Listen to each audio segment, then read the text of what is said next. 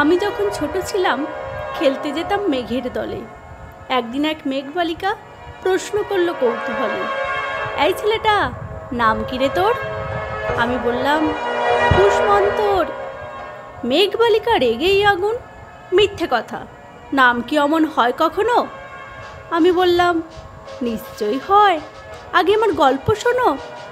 সে বলল, শুনবো না যা, সেই তো রানী, সেই তো রাজা, সেই তো একই ঢাল তলোয়ার, সেই তো একই রাজার কুমার পক্ষীরাজে, শুনবো না যা, ওসব বাজে। আমি বললাম, তোমার জন্য নতুন করে লিখবো তবে। সে বলল, সত্যি লিখবি?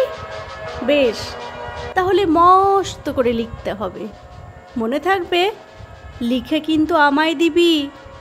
আমি বললাম, তোমার জন্য লিখতে পারি এক পৃথিবী। লিখতে লিখতে লেখা যখন সবে মাত্র 2-4 পাতা, হঠাৎ তখন ভূত চাপলো আমার মাথায়। খুঁজতে খুঁজতে চলে গেলাম ছোটবেলার মেঘের মাঠে। গিয়ে দেখি চেনা মুখ তো একটিও নেই এই তল্লাটে। একজনকে মনে হলো ওরই মধ্যে অন্য রকম। এগিয়ে গিয়ে বলি তাকে, তুমি কি সেই মেঘবালিকা? তুমি কি সেই? সে বলল, মনে তো নেই, আমারও সব মনে তো নেই। আমি বললাম, তুমি আমায় লেখার কথা বলেছিলে? সে বলল, সঙ্গে আছে, ভাসিয়ে দাও গায়ের ছিলে। আর হ্যাঁ শোনো, এখন আমি মেঘ নই আর, সবাই এখন বৃষ্টি বলে ডাকে আমায়। বলেই হঠাৎ এক পশলায় চুল থেকে নখ আমায় পুরো ভিজিয়ে দিয়ে অন্য অন্য বৃষ্টি বাদল সঙ্গে নিয়ে মিলিয়ে গেল খরস্রোতায়, মিলিয়ে গেল দূরে কোথাও, দূরে দূরে। বৃষ্টি বলে ডাকে আমায়, বৃষ্টি বলে ডাকে আমায়। আপন মনে বলতে বলতে আমি কেবল বসে রইলাম ভিজে একসা কাপড় জামায়।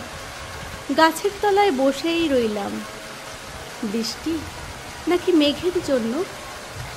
এমন সময় অন্য একটা বৃষ্টি আমায় চিনতে পেরে বলল, তাতে মন খারাপের কি হয়েছে? যাও, ফিরে যাও, লেখো আবার।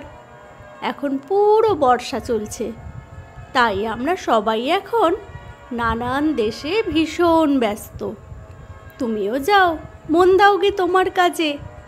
বর্ষা থেকে ফিরে আমরা নিজেই যাব তোমার কাছে।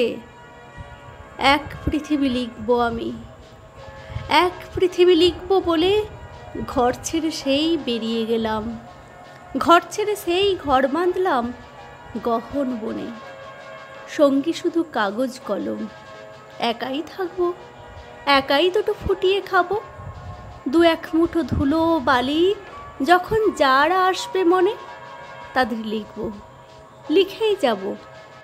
এক পৃথিবীর 100 রকম স্বপ্ন দেখার সাধ্য থাকবে যে রূপকথার, সে রূপকথা আমার একার।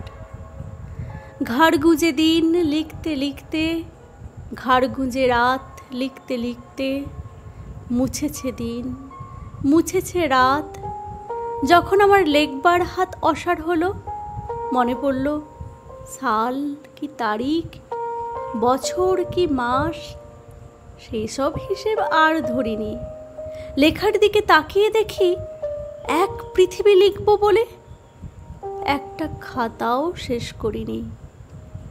সঙ্গে সঙ্গে ঝমঝমিয়ে বৃষ্টি এলো খাতার উপর, আজীবনের লেখার উপর।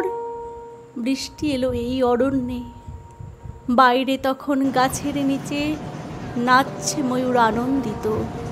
এ গাছ ও গাছ উড়ছে পাখি, বলছে পাখি, এই অরণ্যে কবির জন্য আমরা থাকি। বলছে ওরা, কবির জন্য আমরা কোথাও, আমরা কোথাও, আমরা কোথাও হার মানিনি।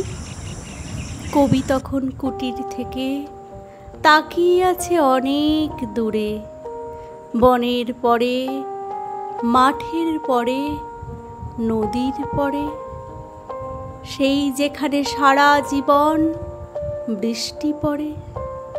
বৃষ্টি পড়ে, সেই যেখানে কেউ যায়নি, কেউ যায় না কোনো দিনই।